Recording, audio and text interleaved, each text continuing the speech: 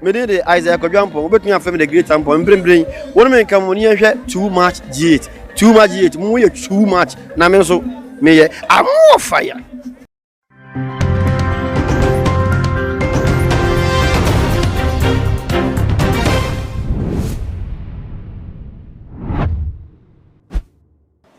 For a case capa enemy na Ghana wahala dwumadie na ebre asosemede ebebe somo e wotuma GHFD kase yi eso ade acha ade se bia yete eye ensemfofo na se 20 years so de ye nyai eche so ade biara eda na ebusiofo ye boabra ensemu amunim se prokuna bowe ye di no eye show eso ekwakwa ye se dane dan penifo nsem a wo mo e kana ya na ye no krepa trodo ye kase edom we ani esa de wo so eye entakrache na ekwakwa yes and saying temu a free aya afinu na year 2020 from the year December mu na ye di era January emu 2021 nipa enisa eye abrante wa na say ye nua be man din e de eye Captain Smart I just say all the time prophecies are eba e de efa no ho enya de say eye prophecy papa mo be kaya ebusuafo wokonya eye some attack bi ewo baby a wote eye Central Hill ma just say ya akonforanfo bi be fa some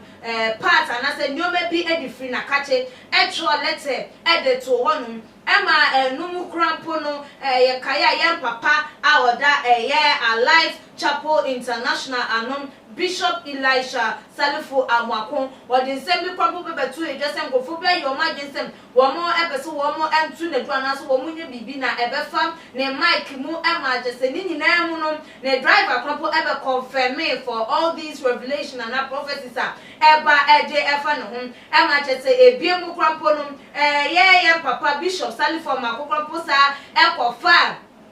ye Black Dove e de ko ye Angel TV FM wonum ekoko ye nyankoma di yimuso ni esan e ma ye 31st krampo Prophet Emmanuel Bedukobi enso e de na no eto ye ensem no emu ebi e prophesy na so wo hyen come the fam Angel Broadcasting Network adwumayefo adwumayekuo no ho ebiem nso ne Captain Smart ho anache se e kwakwa ye ensem bebrem na Prophet Salifu Amwakon on the 31st night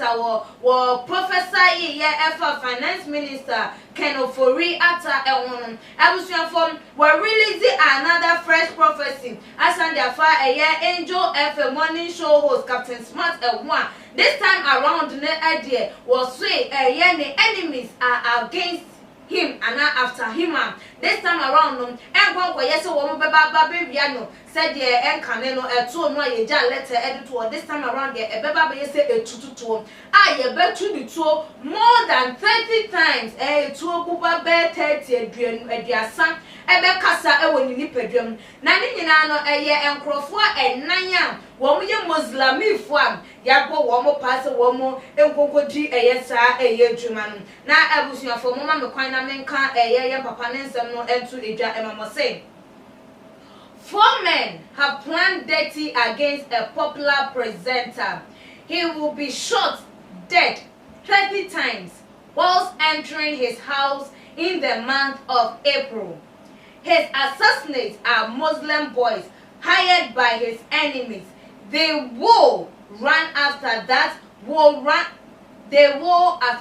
run off with a motorbike. But I will nullify every death in the atmosphere and I cancel it. We ene someone wodi etu edwan efa ye nua bema Captain Smart won chesem this time around ne de wan hwe ya na wanya ne ho ndidi wan fa ne 3 wan chese wonya ne ho totoroto sa se de enka ne wonya ne ho totoroto ye bebe wiawia ne nyoma kakra bi ja lete to ne wono this time around de wan hwe ya etuo ma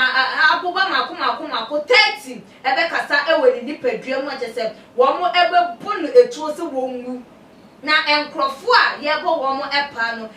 Muslim guys 4 ena yebo wo mo pass wo mu endi sa adwuma no na ni nyina no ebe free enkrofo like wo mo time abrante one and as Captain Smart na wo no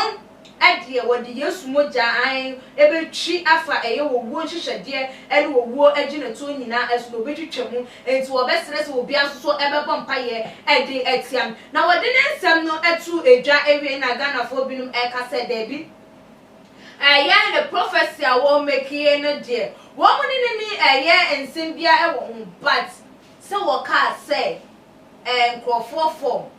Na kwa ye Christopher no say ye Muslim for not as what person woden tawa. Wentri menteme mwasi bi eba eye a Christopher any Muslim for entem na kwa ye say Muslim for pe Christopher asem ana say wo mo na twutwa sem eye wo mo denti wo mo na ye yusu wo mo e de aye abonefo sem nunti no ama dodo na ka se nka ye nka wo ka se bia 4 boys a ebetime free any angle enko ekeke crampo diam anka ebeye bi na ni obi amfa na ni enkonkonko si eye obi a eso nanso so wo ba bonten ebebe kan ye na wo de ato edwa se wo 4 boys no so ebeye Muslims no enye ne kwan so a eno no because ebetime de wantwi bi ayeden abam na ebusuafo ebinom so eka se aha eden ya na Captain Smart aya eno nti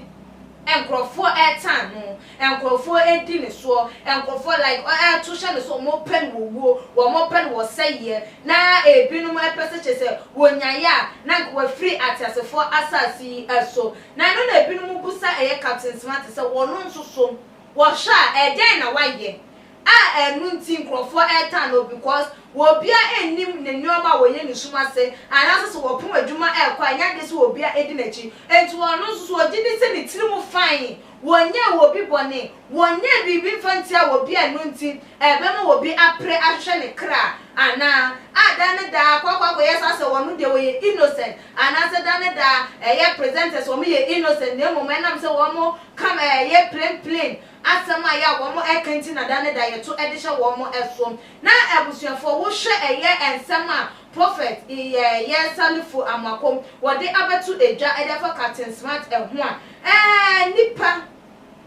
wuyi wo yonku nipa ede afri honum dane da me de masema me kan se enya de se wo na wo ye wo plane adwonbone de afa wo yonku hono wo be kire eye ebo e wasasi so eye den a wo nso so wo be ko so wo fu so wo yi na fi ho e ma wo soma dwa kai hunu se akwa ye se be yi wo kuni plano eye honhom na tini mu the moment a wo be wo no wo transfer e de ma wo be fufuro nti wo nim se wo kuni pa ne de furo na so honhom ne de wo nkunu se eye no kware die nti e na wo be se wo nyi no emfa emfiri wo ana se ne plain ana wo secret bia wo nim a wakam enu nti na wo yi ni de firi wo no maka hu se wo yi na firi wo no eye den ya wo be fufuro na wo ba be na nan no wo no so no obewo that spirit of truthfulness a ono so be ba bonten abeka nyoma plains a de a chen Captain Smart ebia na wo mpo de that time wuntimi nya wo ho entwitwa enje wo se de enei wo ne se wa wo tumi wo eye guys abetuma so mo makwakoko no that time ho ene de woni ngwase